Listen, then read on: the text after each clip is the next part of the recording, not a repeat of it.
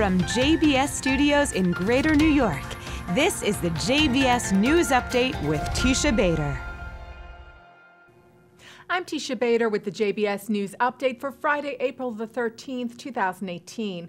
For the third straight week, thousands of Palestinian protesters amassed along the Gaza security fence today, where many hurled explosive devices and firebombs at Israeli soldiers, burned thousands of tires and burned Israeli flags, and tried to sabotage and breach the security fence to try and cross over into Israeli territory. The IDF spokesperson said a Molotov cocktail was also attached to a kite that was attempted to be flown over the fence but ended up landing within Gaza. Protesters were also seen holding a mock coffin with an Israeli flag and the pictures of 4 Hamas captives.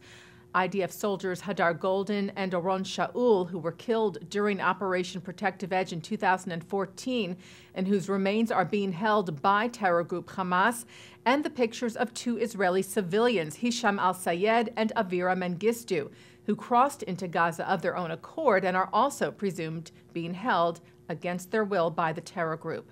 The army said some 10,000 Palestinians were taking part in the violent riots today in 5 locations along the length of the fence. A number of Palestinian injuries were reported. The IDF once again explained that it uses riot dispersal means against the crowds and only when necessary uses live fire, according to IDF regulations.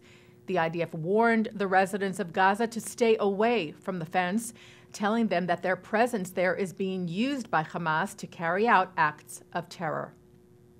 Some progress to report to you about at UNESCO, the United Nations educational, scientific, and cultural organization known for its many anti-Israel resolutions. Yesterday, a rare compromise was reached on language being used in such a resolution. While still critical of Israel in regards to Gaza and Jerusalem, diplomats agreed to move the most controversial language of the resolution to a non-binding annex, a separate 1.5-page document, and delay voting on the resolution until October. This follows weeks of negotiations by the Israeli delegation and the Arab nations that sponsored the resolution. UNESCO's new Director General, Audrey Azoulay, who happens to be Jewish, welcomed the compromise in her comments to the Associated Press. For once, there was a consensus. There's been active negotiations and dialogue. Everybody talked with everybody, which is the beginning that makes the rest possible. And the rest is working together through what UNESCO can be, which means cooperation and dialogue on our mandate, on education, on culture, on science, on freedom of expression. And now we can start building on that. Israel's ambassador to UNESCO, Carmel Shammah-Cohen, said he was more than happy about the compromise. And when asked yesterday whether Israel could now reconsider leaving UNESCO, Shammah-Cohen said it's possible. South Carolina is poised to become the first state to pass legislation protecting students from anti-Semitic acts. Bill H3643, introduced by Representative Alan Clemens, was inserted into the state's budget bill and yesterday passed the South Carolina Senate by a vote of 34-7. Last month, it passed the state's House of Representatives 116-2. Israel Education Organization Stand With Us welcomed the passage. CEO Roz Rothstein said, "We have been dismayed by the rise of anti-Semitism, including harassment, intimidation, and vandalism against Jewish students." She said this bill adopts the State Department definition of anti-Semitism and gives law enforcement an important tool for protecting students against unlawful acts motivated by prejudice.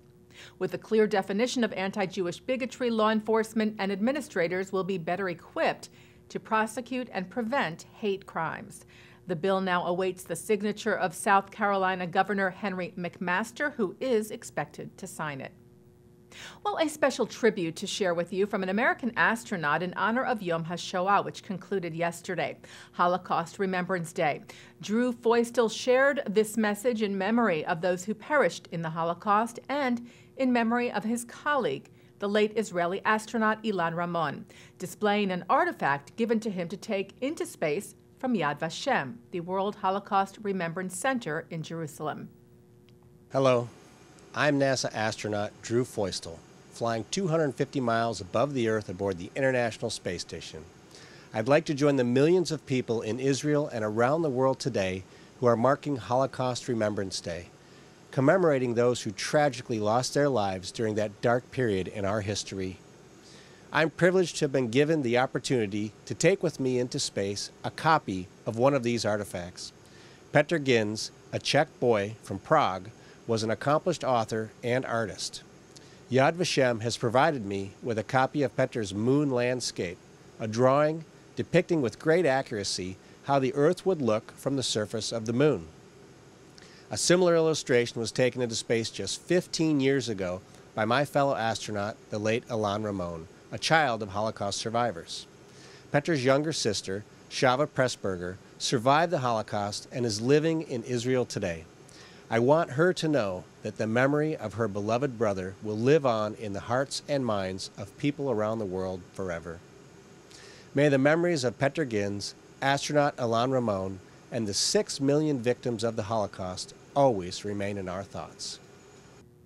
And taking a look now at our programming for tonight for JBS, Friday, April the 13th. Live Shabbat services are coming up at 6 o'clock from New York City's Central Synagogue, followed by a concert with cellist Daniel Akta and pianist Shira Shaked.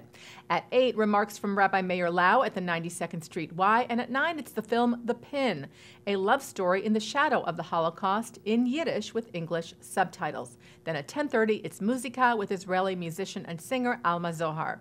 And coming up right after this newscast tonight at 5:30, Rabbi Shlomo Riskin looks at this week's Torah portion. And that's the JBS News Update for Friday, April the 13th, 2018. I'm Teisha Bader. Shabbat Shalom.